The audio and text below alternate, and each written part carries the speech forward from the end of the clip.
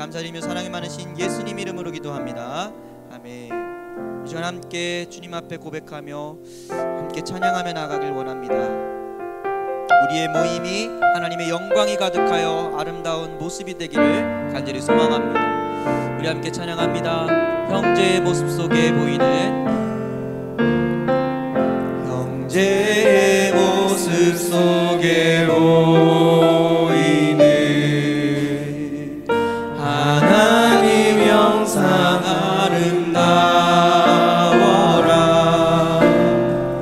존귀한 주의 자녀 됐으니 사랑하며 섬기. 자매의 모습 속에 보이는, 자매의 모습 속에 보이는 하나님 형상 아름다워라. 존귀한 주의 자녀 됐으니 사랑하며 섬기. 우리의 모임 중에 임하신, 우리의 모임 중에 임하신 하나님 영광 아름다워라.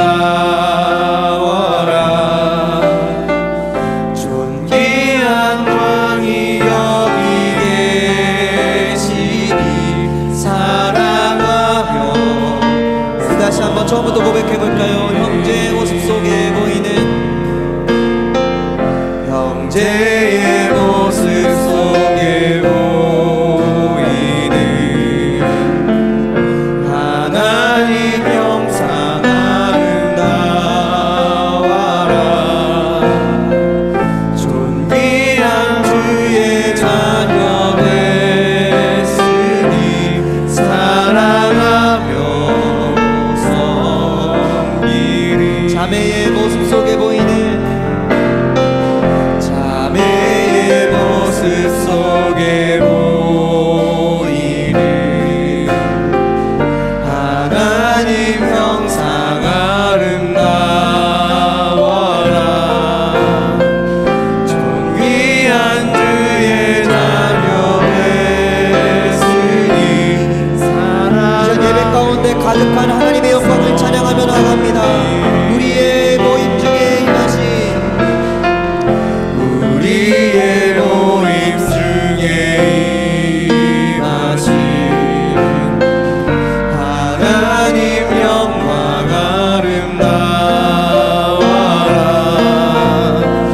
존귀한 왕이 여기 계시니 사랑하며. 이 시간 목소리로만 찬양할까요? 우리의 모임 중에 임하신, 우리의 모임 중에 임하신 하나님 영광 아름다워라. 존귀한 왕이 여기 계시니 사랑하며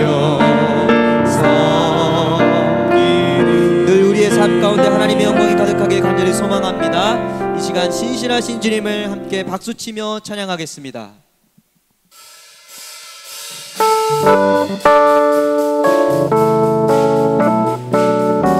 우리 선한 목자 되신 주님을 찬양합니다. 선한 목자 되신 우리 주 항상 인도하시고 푸른 풀밭 좋은 곳에서 우리 먹여주소서. 선한 목자 그새 주여 항상 인도하소서. 선한 목자 그새 주여 항상 인도하. 양의 문이 되신 예수여, 양의 문이 되신 예수여 우리 영접하시고 길을 잃은 양의 무리를 항상 인도하소서.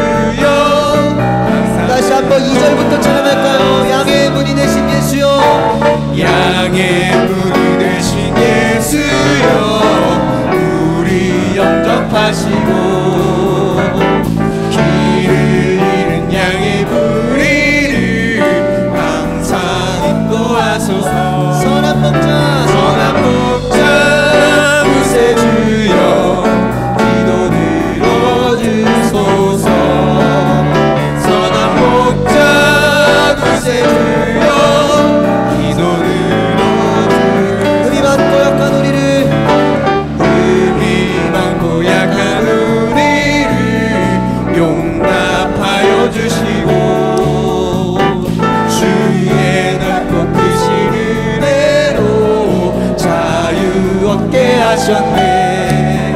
선한 목자 구세주여 지금 나아갑니다. 선한 목자 구세주여 다시 한번 찬양합니다. 선한 목자 구세주여 선한 목자 구세주여 지금 나아갑니다. 선한 목자 구세주여 지금 이 마지막으로 선한 목자 구세주여 선한 목자 구세주여 지금 나아갑니다. 선한 목자 구세주여 지금 나아갑니다. 늘 우리를 선한 길로 인도하신 주님께 우리 감사의 박수를 드립니다. 아멘.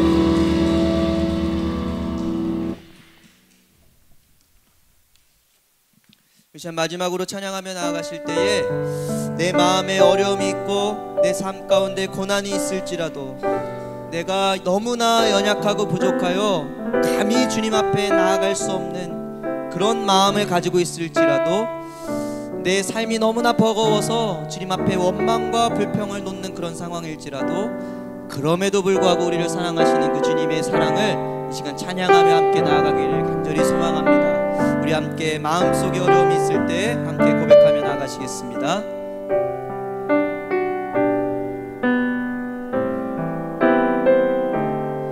함께 찬양합니다. 마음속에 어려움이 있을 때 마음속에 어려움이 있을 때 마음속에 어려움이 있을 때 마음속에 어려움이 있을 때 주님 내게 먼저 오사 내 마음을 만지고 주님 앞에 나올 수 없을 때 주님 앞에 나올 수 없을 때 주님 앞에 나올 수 없을 때 주님 날 먼저 우리 함께 목소리로 찬양합니다.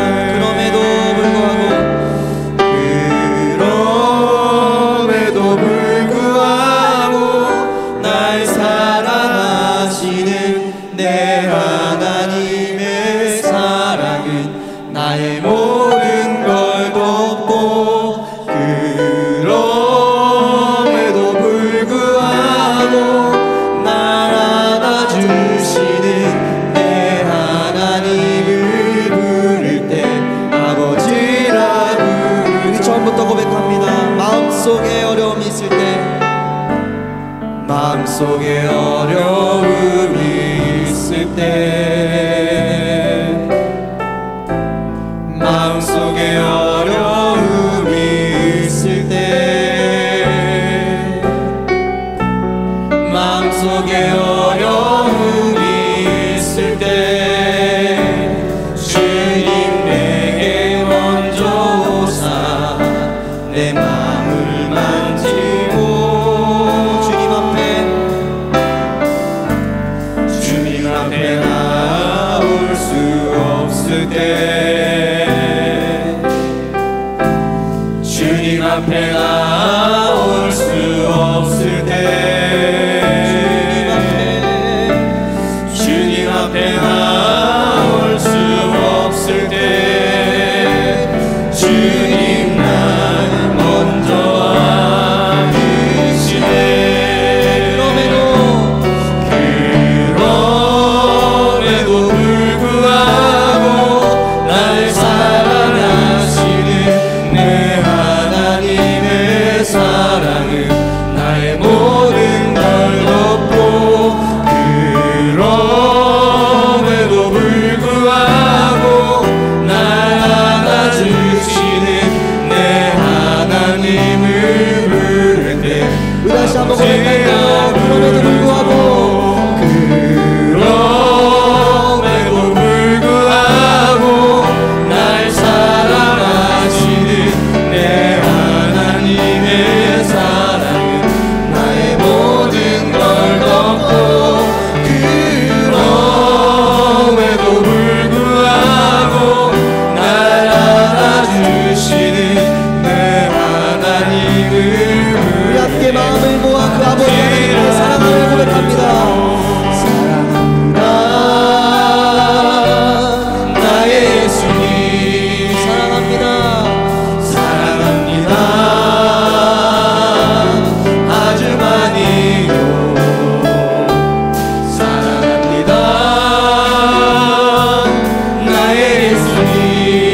예수님 사랑합니다.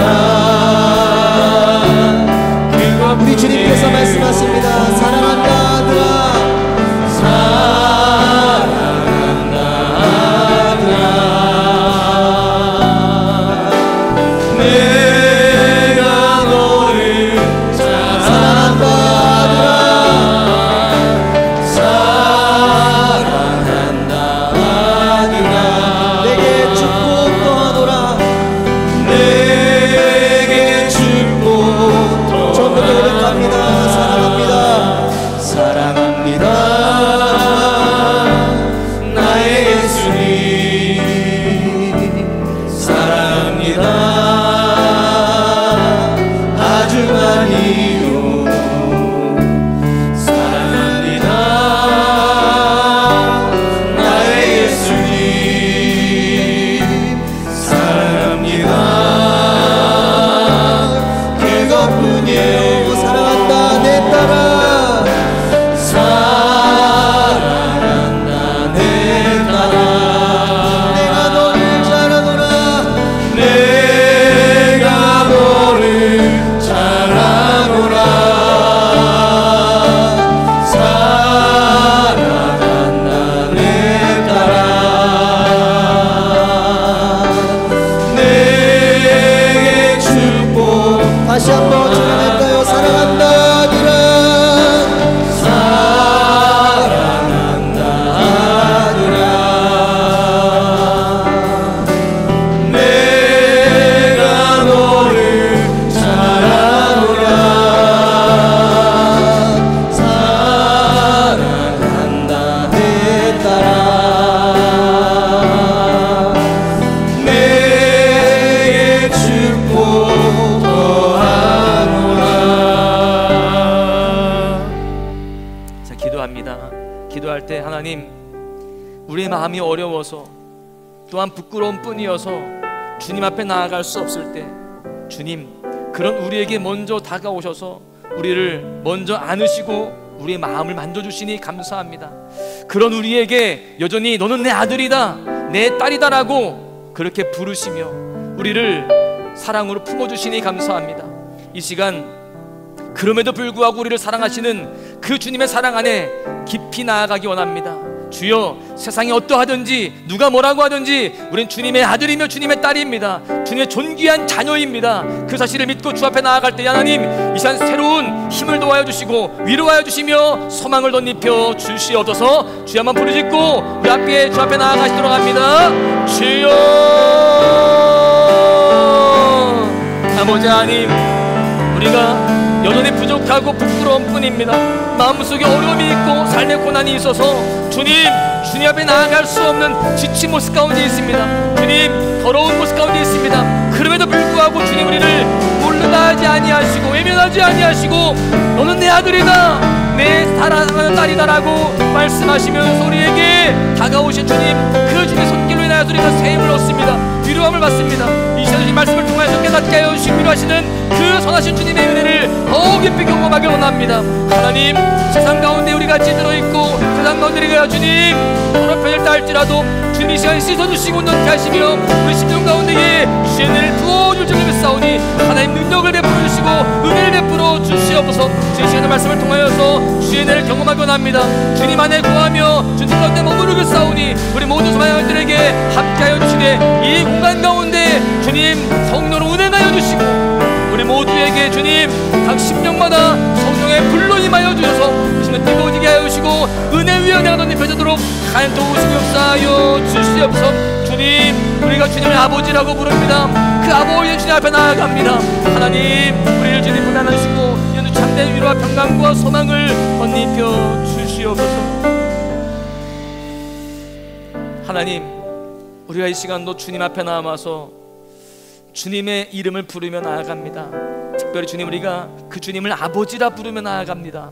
하나님, 너는 내 사랑하는 아들이다, 내 사랑하는 딸이다라고 하시기에 우리가 그렇게 주님 앞에 나아가는데 주님, 우리의 연약함과 부족함들 주님 다 아실진데 있는 모습 그대로 받아주시며 이 시간도 먼저 안아주시고 품어주시며 우리 심령을 새롭게 하시는 그 주님의 은혜를 더 풍성하게 경험하도록 이 시간 함께하여 주시옵소서.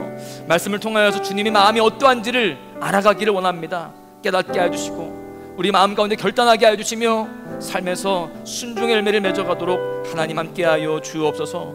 이 시간 주님 예배 나올 때에 예물드린 손길들이 있습니다.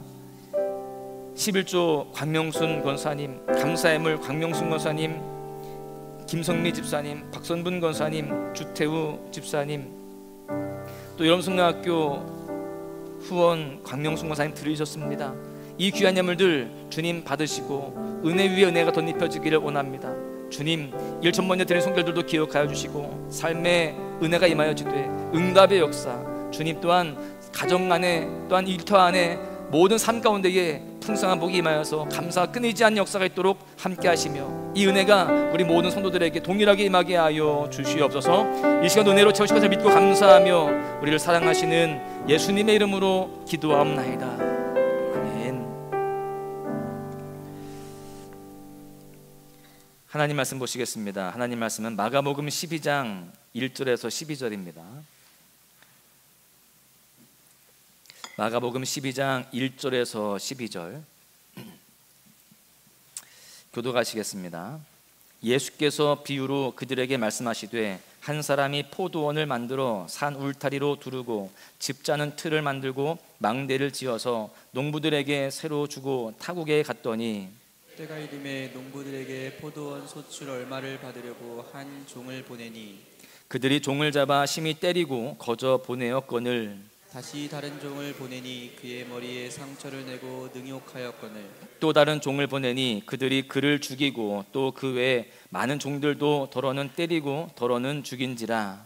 이제 한 사람이 남았으니 곧 그가 사랑하는 아들이라 최후로 이를 보내며 이르되 내 아들은 존대하리라 하였더니 그 농부들이 서로 말하되 이는 상속자니 자 죽이자 그러면 그 유산이 우리 것이 되리라 하고 이에 잡아 죽여 포도원 밖에 내던졌느니라. 포도원 주인이 어떻게 하겠느냐 와서 그 농부들을 진멸하고 포도원을 다른 사람들에게 주리라. 너희가 성경의 건축자들이 버린 돌이 모퉁이의 머릿돌이 되었나니 이것은 주로 말미암아 된 것이요 우리 눈에 놀랍도다 함을 읽어보지도 못하였느냐 하시니라. 그들이 예수의 이 비유가 자기들을 가르쳐 말씀하심인 줄 알고 잡고자 하되 무리를 두려워하여 예수를 두고 가니라. 아멘. 할렐루야. 이 수협에 나오신 여러분들을 주님의 이름으로 환영하고 축복합니다. 이 예배를 통하여서 특별히 기도를 통하여서 주님과 더욱더 가까워지시는 여러분 모두가 되시기를 간절히 소망합니다. 광고 말씀을 드리면 이제 내일 모레면 여름 성경학교가 시작이 됩니다. 우리 선생님들이 정말 열심히 준비하고 있고 매일 밤마다 모여서 기도하고 있습니다. 열심히 준비하고 또 기도하고 있는데 뭐 이건 교사들이 할 일이다라고 그렇게 맡기시고 그냥 관심 끝 이게 아니라 정말 내일이다, 또 내 자녀다, 또 내가 함께하는 사역이다라고 생각을 하시고 여러분들도 함께 기도하시고 또 동역해 주시며 또한 아이들에게 나갈 수 있도록 그렇게 독려해 주시기를 부탁을 드리겠습니다. 할렐루야. 감사하게도 날씨도 이제 조금씩 좋아지는 것 같습니다. 그래서 여름 성경학교 할 때는 큰 문제가 없으리라 보는데 한 가지 문제가 있더라고요. 우리 선생님들이 코로나에 걸린 선생님들이 몇 명 있죠? 3명이나 있습니다. 갑자기. 그래가지고요 또 젊은 우리 여자 선생님들이 율동도 하고 막 해야 되는데 지금 코로나에 걸려 있습니다. 그래서 기도가 필요하니까요 기도 많이 해주시기를 부탁을 드리겠습니다. 할렐루야. 복음서에서 주님께서 말씀하신 비유는 대략 한 40여 개 정도가 됩니다. 그런데 이 비유들을 보시면 인간사의 어두운 면들을 적나라하게 드러내고 있어요. 그 비유들을 보시면 자기만 아는 탐욕스러운 부자가 등장하죠. 부자와 거짓 나사로의 비유를 보면 나옵니다.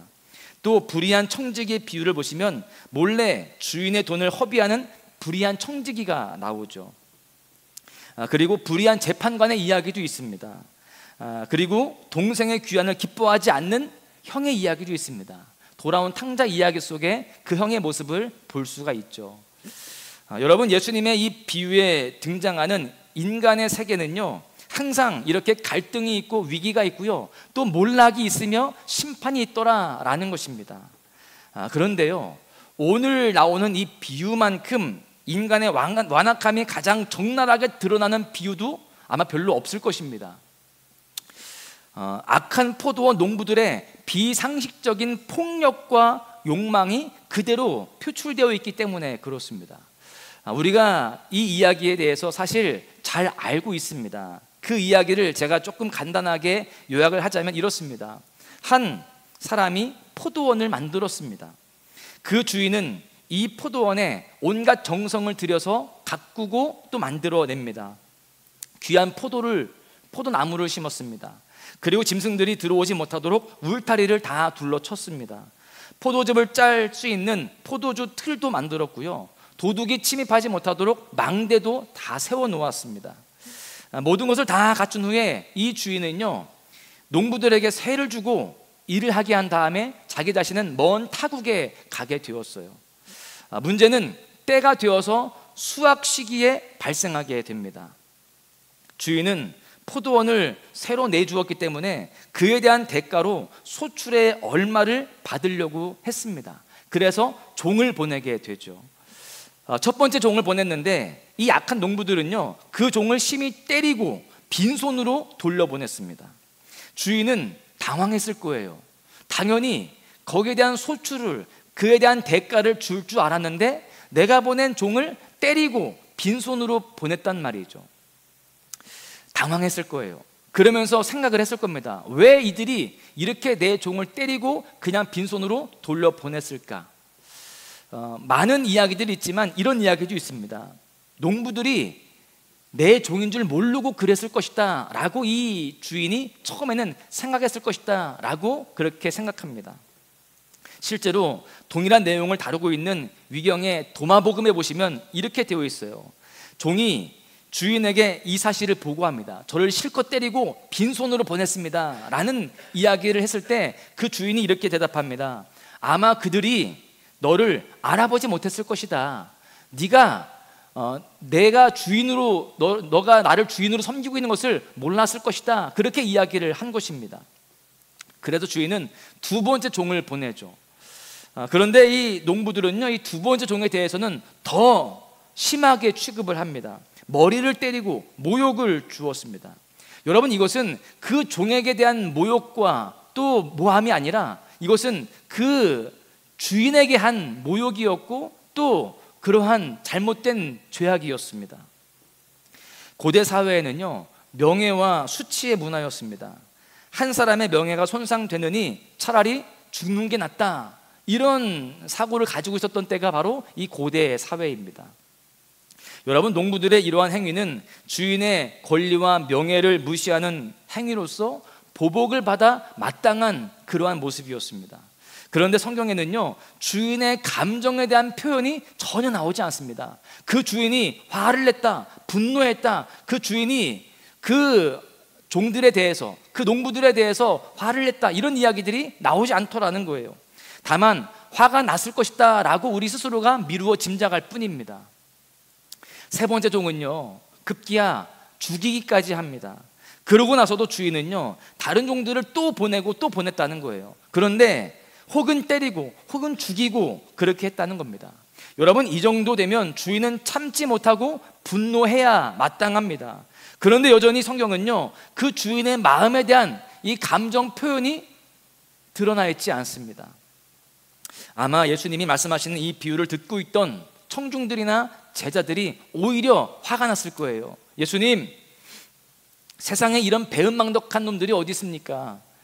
그런 놈들을 가만두면 안 됩니다. 지금 예수님이 말씀하시는 이 비유는 말도 안 되는 비유입니다. 그렇게 아마 이야기를 했을 거예요. 그런데 예수님의 이 비유 속에 이 주인의 태도는요, 여전히 의외입니다. 이 주인의 태도를 보니까 마지막으로 어떻게 하느냐?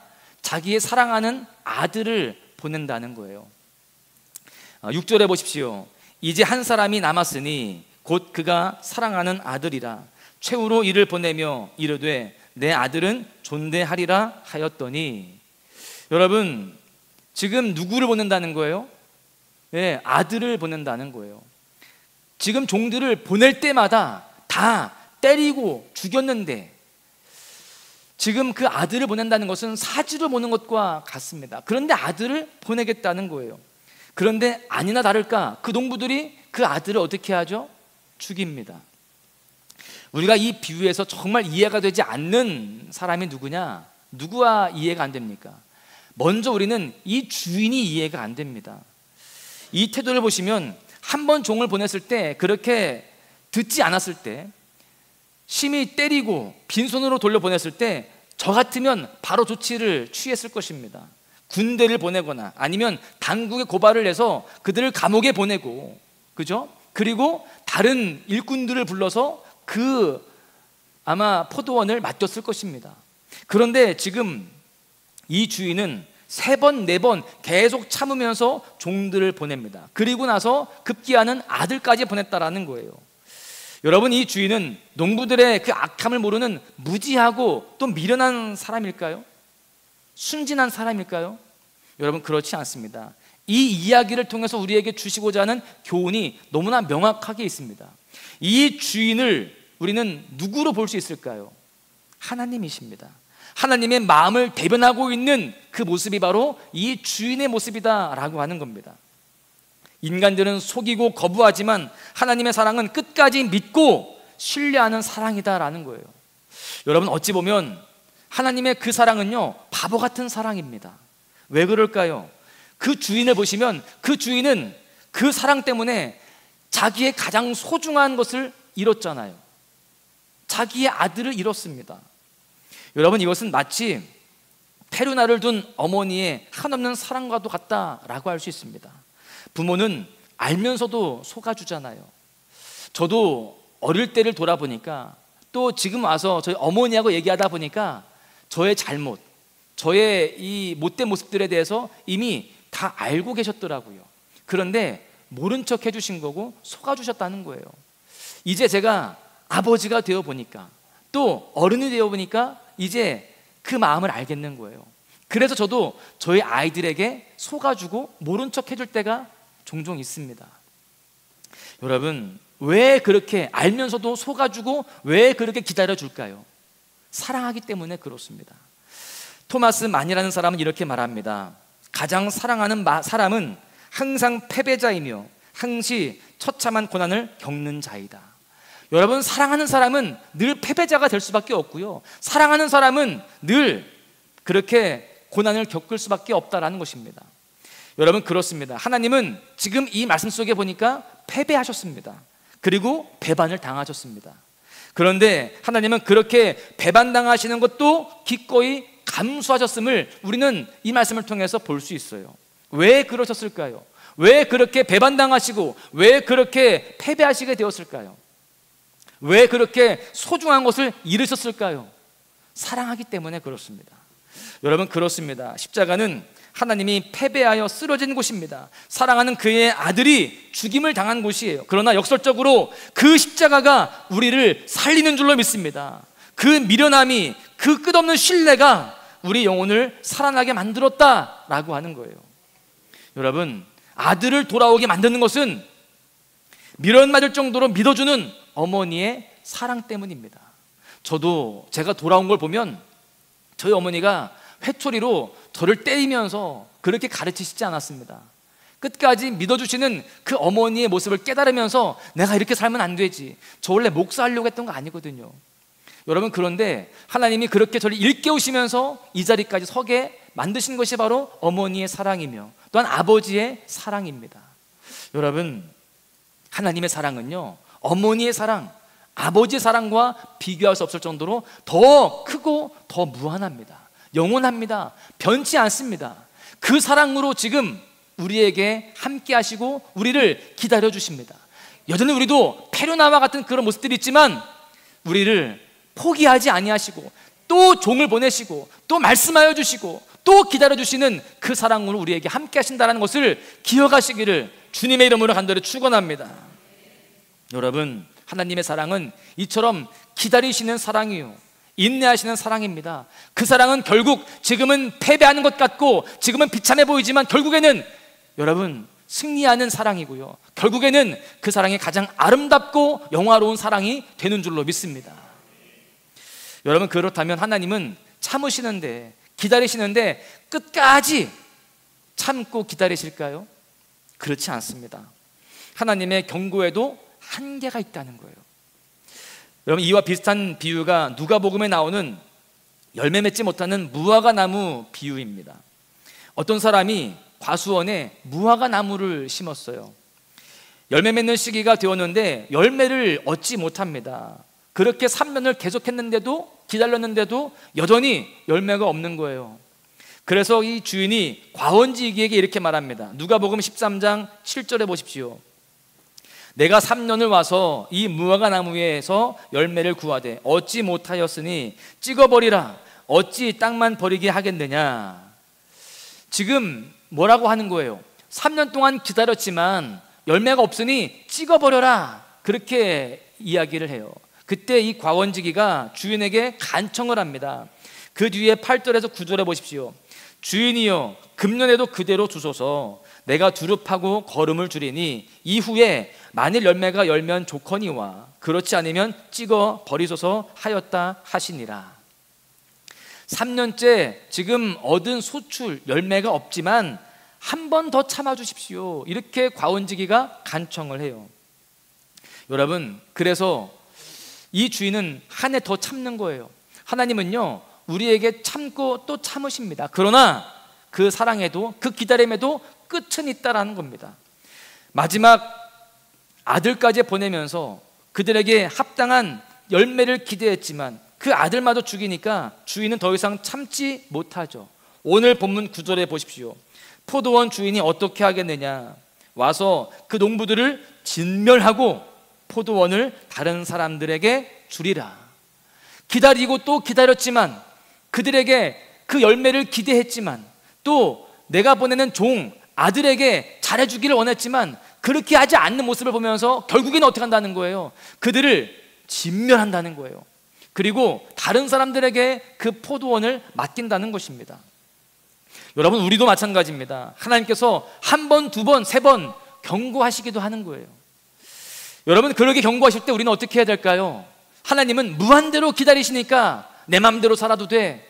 여러분, 그렇게 안일하게 살면 안 된다는 거예요.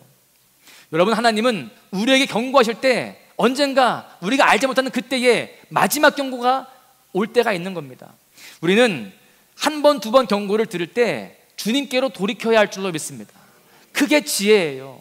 끝까지 가서 진멸당하고 심하게 매맞고 돌아오는 게 아니라 우리가 한 번 매맞고, 아니 더 지혜로운 것은 매맞기 전에 얼른 깨닫고 주님께로 돌아가는 것, 주님이 원하시는 열매를 드리는 것, 그것이 가장 지혜로운 모습인 줄로 믿습니다.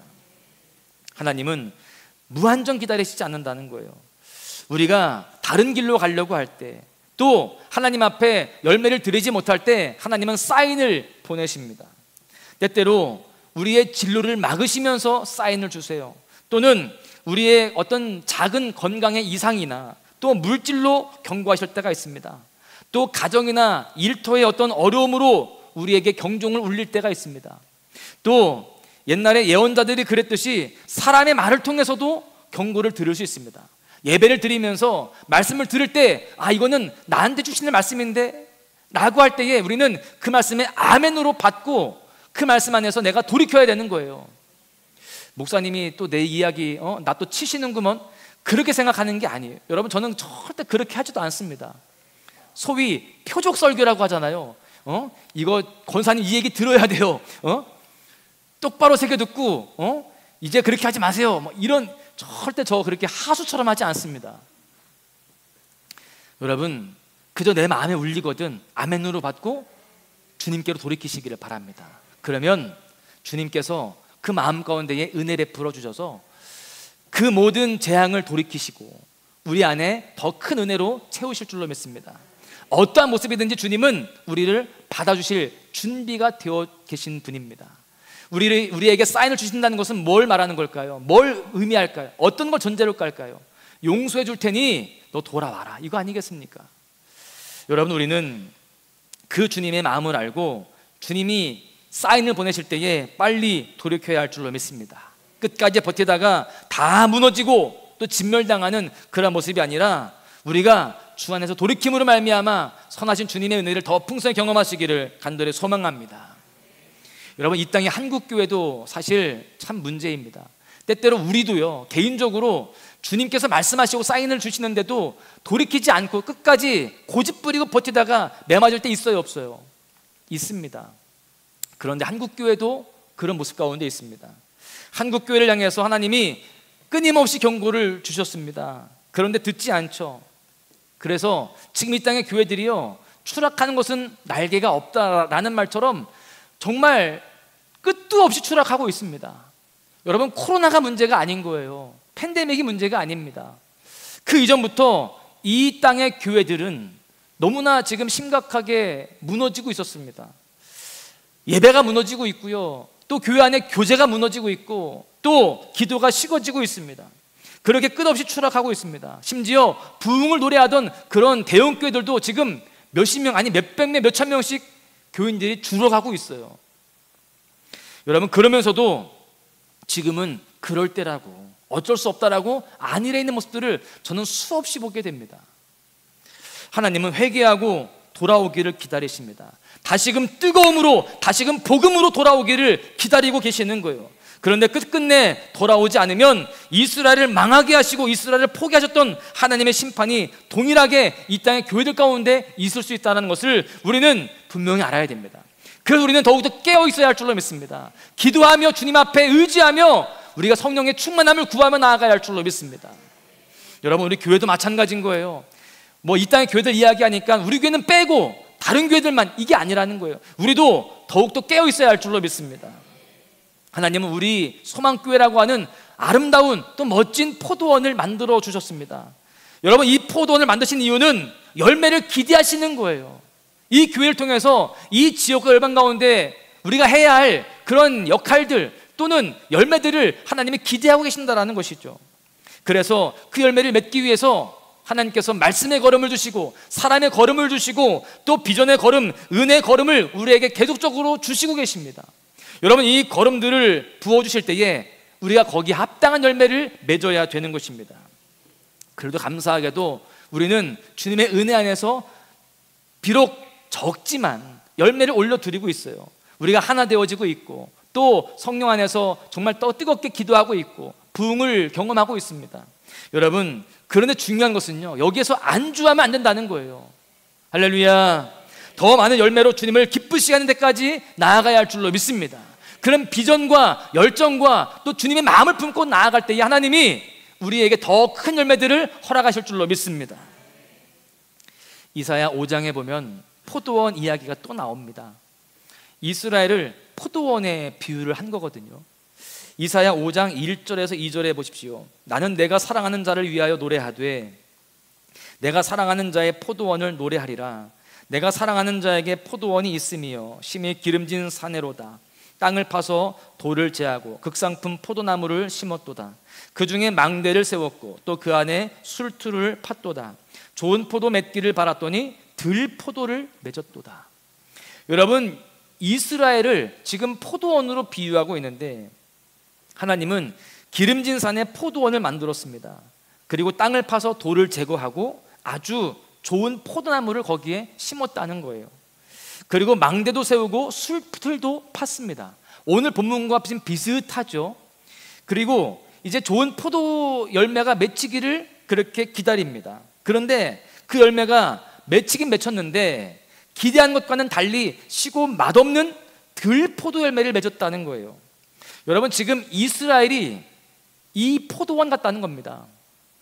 그리고 이 이사야 선지자가 한탄하는 거예요. 하나님이 기대하신 열매는 아주 맛있고 탐스러운 그러한 열매였는데 지금 보니까 시고 맛없는, 먹을 수 없는 들포도를 맺었다는 것이죠.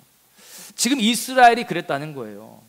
하나님이 원하신 열매를 맺지 못하고 지금 죄악의 열매를 맺고 있는 겁니다. 하나님이 원치 않으시는 잘못된 길로 가고 있는 모습들이 이스라엘 가운데 있었다라는 것을 말씀하고 있어요.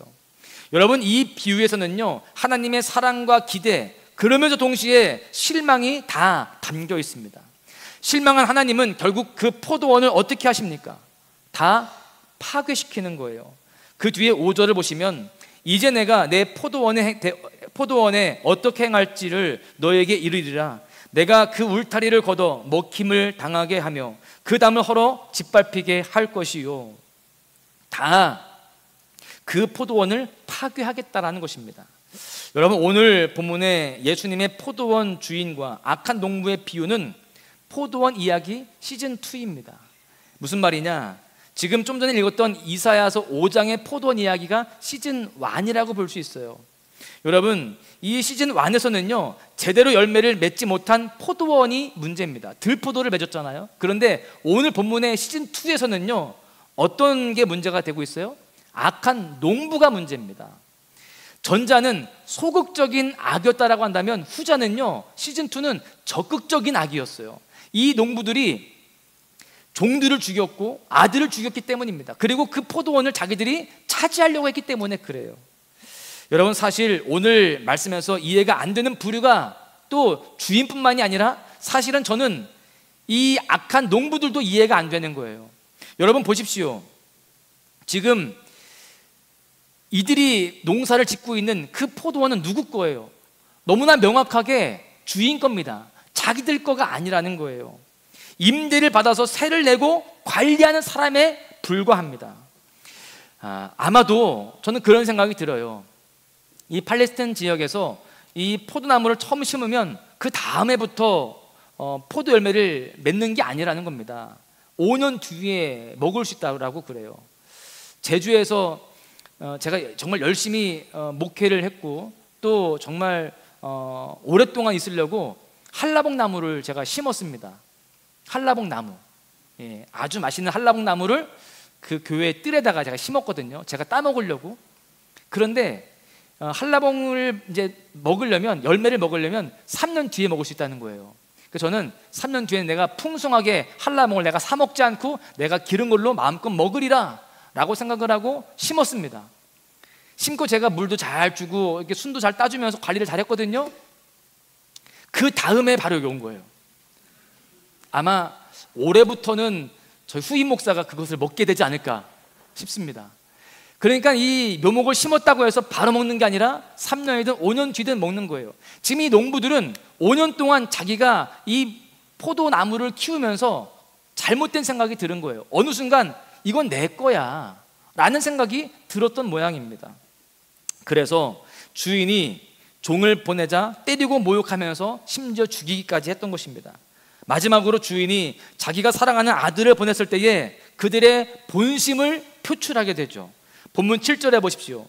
그 농부들이 서로 말하되 이는 상속자니 자 죽이자. 그러면 그 유산이 우리의 것이 되리라.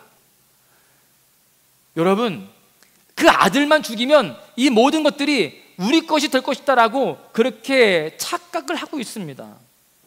여러분, 실제로 갈릴리 지역에서 이런 일들이 있었다고 그래요. 이 갈릴리 땅에는요, 이 소유주, 땅의 주인들이 부재 지주였다는 거예요. 무슨 말이냐? 땅만 자기 거고 그 주인들은 예루살렘이나 이런 대도시에 살고 그 땅은 다 소작농들에게 맡겨서 관리하겠다는 거예요. 그런데 이 가난했던 갈릴리는요, 이 농민 폭동들이 종종 일어났다는 것입니다. 그래서 폭동을 일으켜서 누구를 죽였을까요? 주인을 죽이는 거예요. 그리고 자기 것으로 만드는 일들이 종종 있었다는 것입니다. 여러분, 그래서 지금 이 예수님의 비유는 바로 이런 사회적인 상황을 배경으로 하고 있는 거예요. 말도 안 되는 게 아니라 그런 일들이 실제로 종종 있었다라는 것을 알 수 있습니다. 지금 어쨌든 이 농부들은요, 자기의 본분을 알고 있어요? 아니면 모르고 있어요? 모르고 있습니다. 그들은 주인이 아닙니다. 그런데 주인인 채 행세하고요, 주인의 것을 자기 것으로 돌리려고 했습니다. 예수님의 이 비유에서 악한 농부로 책망받고 있는 것은 바로 대제사장들과 서기관들과 장로들이라고 볼 수 있습니다. 12절에 보면 그들이 예수의 이 비유가 자기들을 가르쳐 말씀하신 줄을 알고 라고 되어 있어요. 포도원은 이스라엘과 그의 백성들을 말하고요, 농부는 그들을 다스리는 지도자들을 말합니다. 그런데 이 지도자들이 하나님의 소유인 이스라엘을 마치 자기의 소유인 양 자기 마음대로 자기 멋대로 그렇게 이끌어갔다라는 것입니다. 여러분, 결국 종으로 파견된 예언자들의 말도 듣지 않았고요, 또 심지어 마지막으로 보내신 하나님의 아들의 말도 듣지 않고 죽여서 포도원 밖에 버렸다라는 것입니다. 여러분, 이렇게 오늘 본문의 포도원 이야기 시즌2는요 아들의 죽음으로 끝이 나는 것 같습니다. 그렇게 비극으로 끝나는 것처럼 보입니다. 그런데 이 포도원 이야기는 여기서 끝나지 않습니다. 시즌3가 있어요. 그 시즌3의 예고편이 오늘 본문 10절에 나옵니다.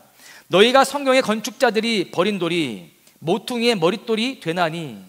여러분, 건축자들이 쓸모없다고 버린 돌을 하나님께서 그 건축이 가장 요긴한 모퉁이의 머릿돌로 삼으셨다라는 겁니다. 여러분, 이 예고를 통해서 우리는 누구를 떠올릴 수 있죠? 예수님을 떠올릴 수 있어요. 예수님은 사람들에게 버림받고 죽임당하셔서 버린 돌과 같이 되셨지만 인류를 구원할 메시아로 다시금 살아나셨다는 거예요. 할렐루야. 그래서 포도원 이야기 시즌3는요 버림받고 죽임을 당한 자들의 이야기라고 볼 수 있습니다. 그 시작이 바로 예수님이셨습니다. 여러분, 하나님께서는 예수님을 다시 살리셨듯이 쓸모없다고 여겨지는 자들을 버리시지 않으시고요, 다시 빚으시고 영화롭게 하십니다. 이것이 바로 하나님의 역사이며 또 하나님의 사랑인 줄로 믿습니다. 하나님은 오늘도 사람들이 쓸모없다고 버린 것들을 사용하여 주셔서 하나님의 역사를 이루어가고 계십니다. 보십시오. 하나님이 75세 된 노인 아브라함, 80세 된 노인 모세, 85세 된 노인 갈렙을 부르셔서 그렇게 사용하신 이유가 무엇일까요? 다 힘없고 늙은 노인들인데 그들을 부르셔서 사용하시는 이유. 또 보니까요, 사라, 삼손의 어머니, 또 한나, 엘리사벳, 마리아, 이런 불임의 여성들을 통해서 하나님의 역사를 이루어 가신 이유가 무엇일까요? 그 노인들이나 이 불임의 여성들을 통하여서 하나님이 왜 하나님의 일을 이루어 가시느냐? 그것은 바로 세상에 쓸모없다라고 평가받는 사람들에게 희망을 주심입니다. 그리고 우리에게 소망을 주시고 우리에게 비전을 주시기 위함입니다.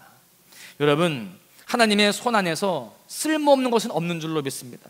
하나님은 유능한 장인이세요. 장인의 손에서 아름다운 물건이 빚어지는 것을 보게 되면 얼마나 신기한지 모릅니다. 본문 11절에 보십시오. 이것은 주로 말미암아 된 것이요 우리 눈에 놀랍도다.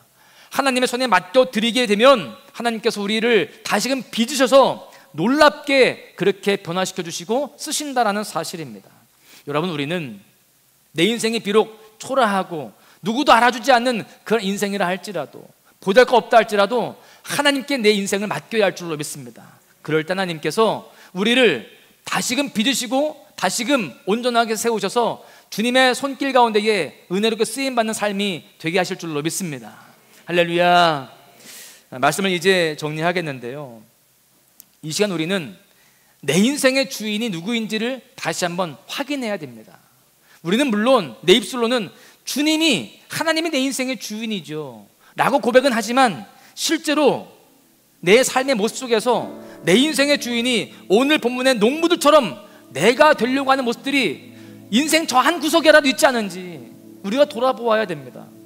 여러분, 우리 이 몸도, 또 우리가 가진 은사나 달란트도, 또 우리가 가진 재물도, 우리의 삶 전체가 하나님이 다 주신 것입니다. 그리고 하나님의 뜻 가운데 있는 것입니다. 그렇기 때문에 내가 가지고 있는 내 모든 소유나 또 내 인생 전체가 내 것이 아니라는 거예요. 하나님이 우리에게 죽음을 주신 이유가 무엇일까요? 왜 우리가 결국에는 죽게 될까요?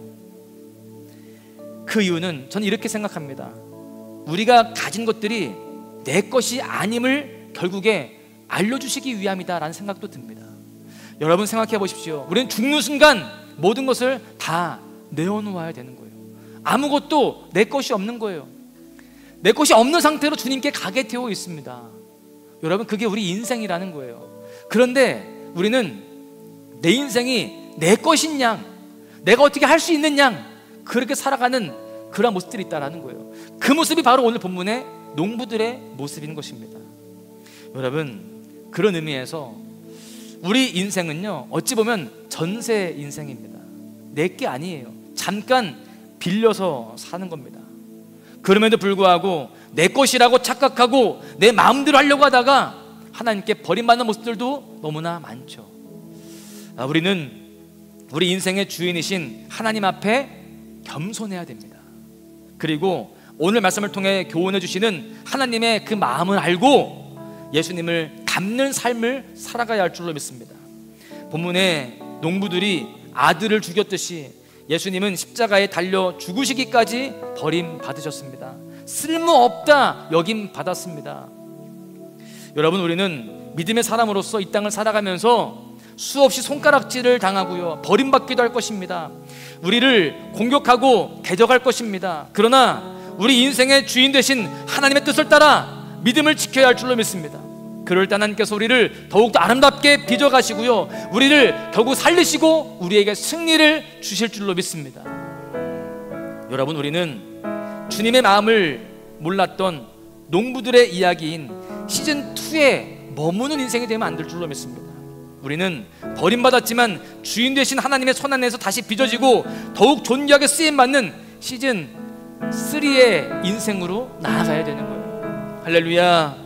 이제 우리 모두가 남은 인생을 살아가면서 내 인생의 주인을 똑바로 알고, 비록 연약하고 부족한 존재이지만 내 존재 자체, 내 인생 자체를 주님께 맡김으로 주님의 손 안에서 다시금 살아나며 더욱더 존귀하게 쓰임받는 삶으로 승리하시기를 주님의 이름으로 간절히 축원합니다. 함께 우리 찬양하고 결단하며 기도하겠는데요, 나의 안에 거하라 함께 찬양하시겠습니다. 내가 주님, 내 인생의 주인이 주님임을 인정하며 주님 안에 거하겠습니다. 내가 오직 주님 안에서 다시금 살아나고 회복되어지고 쓰임받는 존재로 다시금 빚어지길 원합니다. 이 시간 주님, 우리가 찬양할 때, 기도할 때에 우리를 새롭게 빚어 주시옵소서. 우리 다시 사모하는 마음으로 함께 찬양하시겠습니다. 나의 안에 거하라, 나의 안에 거하라. 나는 내 하나님이니 모든 환난 가운데 너를 지키는 자라. 두려워하지 말라, 내가 널 도와주리니. 놀라지 말라, 내 손 잡아주리. 다시 한번 나의 안에 거하라, 나의 안에 거하라. 나는 내 하나님이니 모든 환난 가운데 너를 지키는 자라. 두려워하지 말라, 내가 널 도와주리니. 놀라지 말라, 내 손 잡아주리라. 내가 너를 지명하여 불렀나니, 내가 너를 지명하여 불렀나니. 너는 내 것이라, 내 것이야. 너의 하나님이라. 내가 너를 보배롭고 존귀하게 여기노라.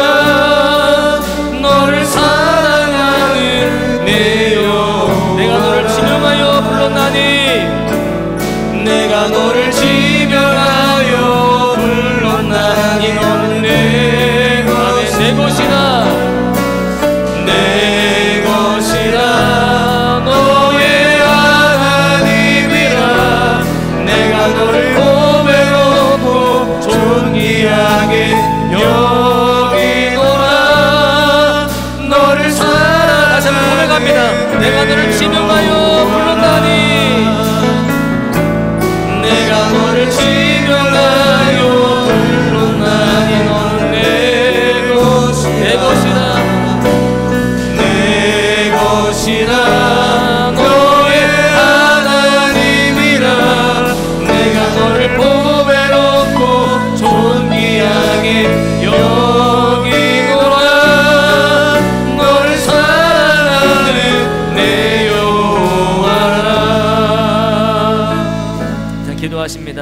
기도할 때 주님, 나도 모르게 내 인생의 주인이 나인 줄로 착각할 때가 있었음을 고백합니다. 내 몸, 내 가족, 내 재물, 내 인생 모든 것이 주님께로부터 왔는데 내 노력으로, 내 능력으로 이루었다라고 교만할 때가 있었습니다. 주님, 이제 돌이킵니다. 돌이키지 않았던 포도원 이야기의 시즌2에 농부들에서 머무는 모습이 아니라 비록 버림받고 죽임당한 포도원 이야기 시즌3에 예수님 모습으로 나아갈 수 있는 그런 모습이 되어지길 원합니다. 언제나 하나님의 마음을 알고 하나님의 손 안에 거하겠습니다. 하나님의 빚주심을 믿고 하나님께 맡기는 인생으로 살아가겠습니다. 그 가운데에 내 인생 다시금 살아나게 하여 주시옵소서. 더욱 가치 있게 쓰임받고 보배롭고 존귀한 삶이 되게 하여 주시옵소서. 우리 주 함창하시고 기도하십니다. 주여, 주여, 주여. 아버지 하나님, 이제 저희들 말씀을 통하여 다시 한번 우리 심령을 돌아보게 하여 주시니 감사합니다. 아버지 하나님, 나도 모르게 내 인생이 내 것인 줄로 착각하였습니다. 주님, 내 노력으로 또한 내 의지와 내 능력으로 또한 주 내 힘으로 이뤘다라고 교만하였습니다. 주님, 그렇게 우리가 주님 앞에 범죄했음을 고백합니다. 이제 주님 앞에 다시금 돌이킵니다. 주님 말씀하여 주셨사오니 돌이킵니다. 오직 주님 말씀 가운데 머무르며 주님, 이제 주님의 자녀로서 살아가겠습니다. 하나님, 주님의 충성된 일꾼으로 살아가겠습니다. 아버지 하나님, 주여, 우리 모습이 예수님을 닮아가게 하여 주시옵소서. 비록 버림받고 또한 주님 죽임당한 그런 모습이라 할지라도, 우리 삶이 힘든가 할지라도 주님, 우리가 주님을 닮은 모습으로 그렇게 끝까지 살아가게 하여 주시옵소서. 주님의 손 안에 머물고 주님 가운데 머무는 삶이 되게 하여 주시옵소서. 그렇게 주님 내 인생 다 맡기겠습니다. 다 맡기겠습니다. 주여, 그렇게 살아갈 때 하나님, 우리의 삶을 다시 회복시켜 주시옵소서. 다시 한번 살려주시고 주의 은혜로 충만하게 하여 주시옵소서. 주님 보배롭고 존귀하게 되어지고 원하나이다. 하나님, 내 힘을 할 수 없사오니 주님 이루시옵소서 주시옵소서. 우리 소망을 들 모두가 주님 그 사명을 따라 살아가겠습니다. 이 교회가 사명을 따라 살아가며 주님 앞에 쓰임받게 오나오니 주여, 다시 한번 해주시고 변주시며 우리 이끌어주시기 원합니다. 주여, 함께하여 주시옵소서. 주님 믿습니다. 이 시간 주님 다시 결단하며 나아가는 우리 모두에게 성령 임재하여 주셔서 우리 스스로 잘 돌아보게 하여 주시고 내 인생의 주인 되신 주님만을 바라며 그 뒤를 따르며 순종할 수 있는 우리 모두가 될 수 있도록 하나님 도우시고 아버지 도와주시옵소서. 주님 믿습니다. 아버지 하나님, 우리 삶이 돌이키기 원합니다. 주님 앞에 오늘 돌이키며 주님 안에 거하겠습니다. 우리 삶을 축원하여 주시고 은혜로 충만하게 하여 주시옵소서. 하나님, 우리가 내 입술로는 주님이 내 인생의 주인이요 주권자라고 그렇게 고백하지만 내 삶의 많은 영역들 속에서 내가 주인 행세하려고 했던 적들이 얼마나 많은지 모릅니다. 내가 주인인 양, 또 내가 스스로 이루어진 것처럼, 또한 내가 그렇게 해낸 것처럼 그렇게 교만할 때가 있었음을 고백합니다. 주님, 주님의 주권과 주님의 도우심을 다시 한번 인정하며 나아갑니다. 이제 주님, 돌이키지 않고 오히려 하나님 앞에 범죄했던 농부들의 그 모습, 시즌2의 이야기가 아니라 우리 인생은 시즌3가 되어지기 원합니다. 예수님처럼 비록 버림받고 또 죽임당한다 할지라도, 또 내 뜻대로 되지 않는 그런 어려움 가운데 있다 할지라도 주님 끝까지 주님 안에 거하고 주의 뜻을 따라 살아가게 하여 주시옵소서. 그럴 때 주님, 주님께서 우리 삶을 더욱더 아름답게 빚어주시고 결국에는 승리케 하실 줄로 믿습니다. 우리의 인생을 살려주시고 회복시키시며 주님, 우리의 모든 삶을 더욱더 존귀하게 보배롭게 하실 줄로 믿습니다. 주님, 이 시간 우리 모두가 그렇게 살아가도록 인도하여 주시옵소서. 오직 주님만이 내 인생의 주인 되어주시고 왕 되어주셔서 통치하시며 다스리시며 이끌어 주시옵소서. 그 주님을 이 시간도 붙잡고 나아가겠습니다. 이제 기도하며 나아갈 때에 주님께 다 맡기고 나아가오니 주여, 우리 인생 가운데에 주님의 은혜를 더하여 주시옵시고 결국 주님의 그 도우심을 통하여서, 그 주님의 만주심과 이끄심을 통하여서 우리 모두가 승리하게 하여 주시옵소서. 이제 주님, 내일 모레부터 아동부 여름성경학교가 진행이 됩니다. 우리 아이들 사모함으로 또한 기대하는 마음으로 이 여름성경학교에 참여할 수 있도록 인도하여 주시고 우리 선생님들의 기도와 헌신이 헛되지 않도록 하나님, 우리 아이들에게 은혜가 풍성하게 임하여져서 하나님을 인격적으로 만나게 해주시고 변화된 삶, 성숙되어져가는 삶을 살 수 있도록 도와주시옵소서. 주님, 우리 모두가 함께 기도하며 함께 준비하고 있습니다. 온 성도들이 그렇게 준비하는데 하나님 아름다운 열매가 풍성히 맺혀지도록 하나님께서 함께하여 주시옵소서. 우리 모두에게 은혜 주시는 믿고 감사하며 우리를 사랑하시는 예수님의 이름으로 기도하옵나이다. 아멘. 우리 함께 기도하며 나아가는데요, 주님, 우리가 이 시간 간절히 기도할 때에 주님, 우리 심령 가운데에, 이 공간 가운데에 임재하시기 원합니다. 우리 마음 가운데 있는 모든 염려와 근심, 두려움들, 또한 여러 가지 부정적인 생각들을 다 떨쳐내 주시고 오직 주님의 마음을 더 깊이 알아가며 주님 뜻 가운데 살아가는 우리가 되어지게 해주시고, 주님, 우리가 이 시간 특별히 나라 민족을 위해 기도하며 교회를 위해 기도하며 주님, 우리 아동부 성약을 위해 기도할 때에 주님, 우리 기도를 들으시고 응답하시며 아름다운 열매를 허락하여 주시옵소서. 주여 함창하시고 기도하시다가 자유롭게 돌아가시겠습니다. 주여